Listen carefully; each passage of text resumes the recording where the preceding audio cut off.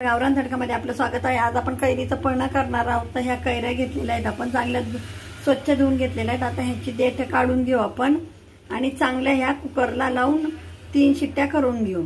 आपण कुकरमध्ये 3 शिट्ट्या करून घेतलेल्या आहेत। पूर्ण अशा हे झालेल्या आहेत, चांगल्या शिजलेल्या आहेत। आता ह्या कैऱ्यांची आपण साल काढून गर काढून घेऊ साईडला। आपण साखर टाकलेली आहे, ही साखर खाली चाललेली आहे। जेवढा आपल्याला आंबट हवं गोड हवाय तशी साखर टाकायची आहे। तर सगळा काढून घेतलेला आहे व्यवस्थित कैरीचा उकडलेला। आता आपण हे मिक्सर मध्ये टाकून साखर टाकून वाटून घेऊ। आपल्या चवी गोडानुसार साखर घ्यायची, आपल्याला किती आंबट आणि गोड हवी आहे तशी। आपण आता साखर आणि कैरीचं हे पन्ह काढलेलं आहे ते आपण मिक्सरच्या भांड्यामध्ये काढून घेऊ। आता त्यामध्ये आपण 1 चमचा जिरे पावडर, 1 चमचा वेलची पावडर आणि 1 चमचा मीठ टाकलेलं आहे।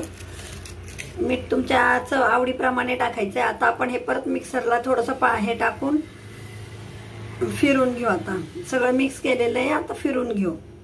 अशा प्रकारे तयार आहे आपल्या कैरीचं पन्ह। आपण आता पन्ह घेणार आहोत, सरबत करणार आहोत, कैरीचं पन्ह करणार आहोत। एका ग्लासामध्ये 1 चमचा टाकलेला आहे आपण 1 चमचा घेतलेला आहे, त्याच्यामध्ये पाणी टाकणार आहोत थंड।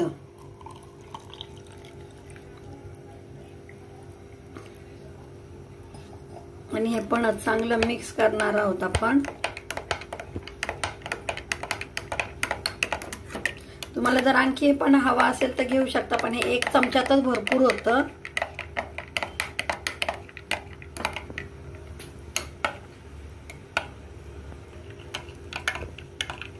तयार आहे आपलं कैरीचं पन्ह।